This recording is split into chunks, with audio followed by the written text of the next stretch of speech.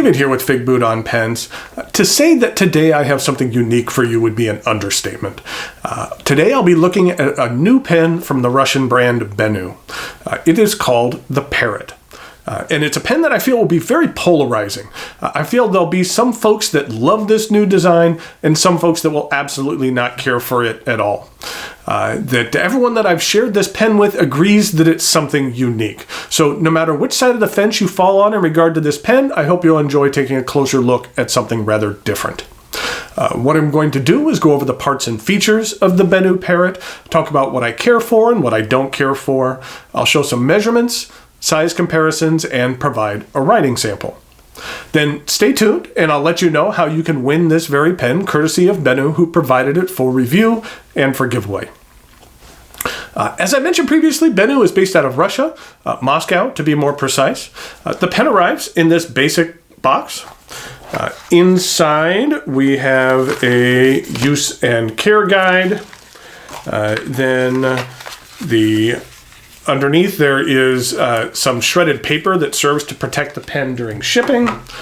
And then we have a paper sleeve. And inside the paper sleeve we have a pen. This is the Benu Parrot. The pen is made from an acrylic resin and is available in 5 different colors. A yellow, purple, pink, green, and blue. This one is obviously the green. And as the name implies, this pen resembles a parrot. The feathers on its head, otherwise known as the crest, then there's the face, and then there is the body feathers. Let's take a closer look at this unique pen, starting with the end of the cap. The top of the cap is rounded, and then on the back side of the cap, it has the Benu named in embossed lettering. The cap is all white, with the parrot's crest. The feathers actually wrap all the way around the entire cap, getting progressively shorter as they meet on the back. I've had some folks comment that it looks like the bird's wearing a bit of a chef's hat. Then we have the parrot's head, which acts as a cap band on this pen. The cap is one solid piece though. The parrot does look a bit cartoonish. He has cute puffy cheeks, a small beak, and the eyes, which are faceted and match the color of the pen, which I really think does add to the looks of it. The cap transitions into the barrel, which has more feathers in a more layered look, just like the body of a real parrot. And then the color comes into play. The color is swirled into the acrylic, so no two pens are going to look exactly alike. And then at the end of the barrel, a gold flaked material is incorporated randomly. And then the very end of the barrel is rounded, just like the end of the cap. What this pen reminds me of is actually like a white cockatoo, which is a type of parrot. And many white cockatoo have bodies which are all white, but then on the underside of their wings, they have a splash of color, which is kind of what this reminds me of. The cap twists off to reveal this number 4-ish sized medium Schmidt nib.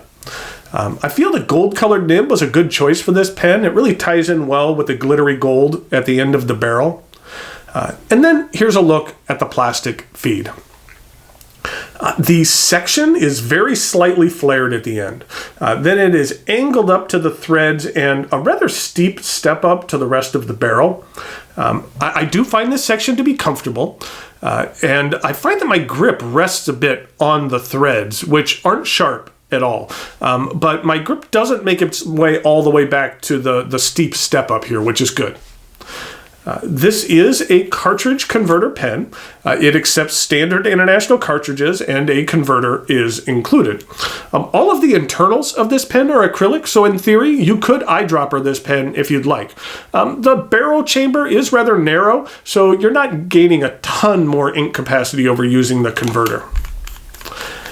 The cap does post, and it does post securely. And the cap is light enough that if the posting really doesn't backweight the pen at all. So if you like to post your pens, then this is a good pen for that.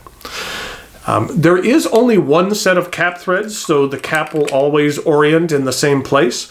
Now, in this particular pen, I don't find that it's that important since there's really nothing to match up here between the cap and the pseudo band in the body. I do like that the feathers provide a really good grip when you're capping and uncapping the pen, which is nice. As I mentioned at the top, I feel this will be a polarizing pen. Either you will love it or you'll just think it's silly. And I will say that it's very well constructed, and the acrylic they use gives the pen a nice solid feel. The Benu Parrot retails for $93, which personally I feel is a bit on the high side for this pen. It's nothing to do with the performance or the quality of materials. You'll see in the writing sample, but this Schmidt nib is very nice. I do like it a lot. I just feel that it's someone in the market for more of a cute kind of novelty pen would be more willing to pick one up if it was in the mid $50 or $60 price range as opposed to just under $100. I think there will be a market for this pen, and I think there'll be folks out there that love it. I feel, however, that the market is a bit limited. This wouldn't be a pen that I would want to pull out in a business meeting if I wanted to be taken seriously. But like I said, it does perform very well. I do appreciate Benu really stepping out of the box in regard to traditional fountain pen design. They created a product that is unlike anything else I've seen before. If you would care to win this berry pen, courtesy of Benu, all you need to do is leave a comment here on YouTube and be a subscriber. If you are a Patreon supporter, you can leave your comment there if you wish. You can leave more than one comment if you like, but just understand that everyone who leaves a comment earns a single entry into the drawing. Today is Saturday, October 6th, 2018, and you have until end of day on Tuesday the 9th to enter. In regard to a comment topic, later on this month, I've slotted another Q&A, so why don't you leave me a question? It can be about fountain pens or anything else. I know that I mentioned I was doing a Q&A a while back, but I needed to prioritize some reviews, and there is an announcement that I need to make on a specific date later this month, and a Q&A would be kind of the best format for that. So, again, the comment topic is not required. It is just a suggestion. So, now it's time for some measurements, size comparisons, and a writing sample.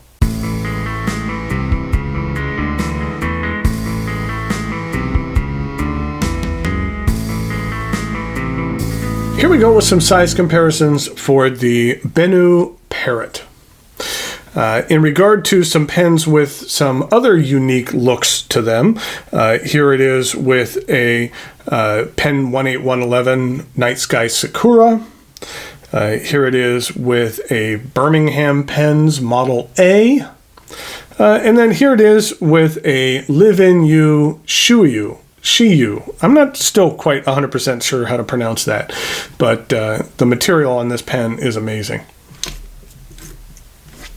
Then in regard to some more standard pens, here it is with a TWSBI VAC 700.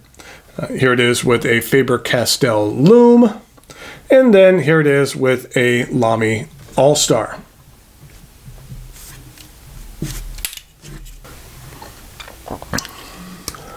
So here we have the Benu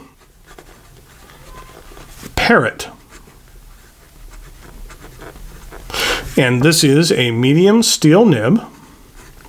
And the ink that I'm using today is Diamine Apple Glory, which is one of my favorite green inks.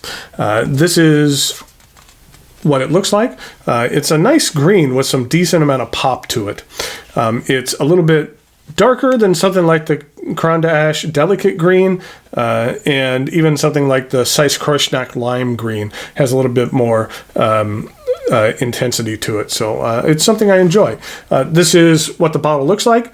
These Diamine bottles are nice. You get a fair amount of ink in here, that it's 80 milliliters. So here we go with the rest of the writing sample.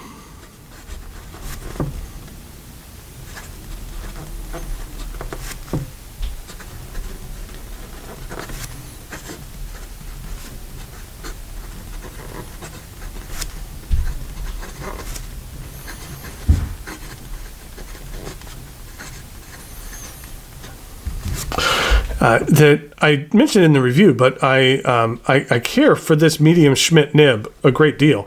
It's very smooth and soft, and you're not going to get a lot of line variation out of this, but the flow on it is decent. And in regard to reverse writing,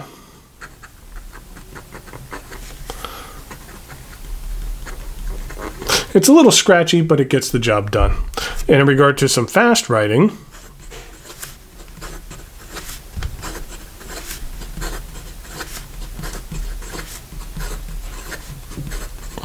there's no issues whatsoever. So, thanks again. Go out to Benu for providing this unique and interesting pen for review and for giveaway. That, like I said before, if you'd like to win this very pen, don't forget to be a subscriber to this channel, as well as leave a comment in YouTube or in Patreon. That I think that it's one of those pens that if you think it's cute, it's an amazing pen, but I can understand how that there's going to be some people out there that it doesn't necessarily fit into their tastes. I'm not sure that this would be a pen that I would have purchased on my own, but I think that it has been a lot of fun to check out and something unique to take a look at. So until next time, thanks for watching, and I'll talk to you later.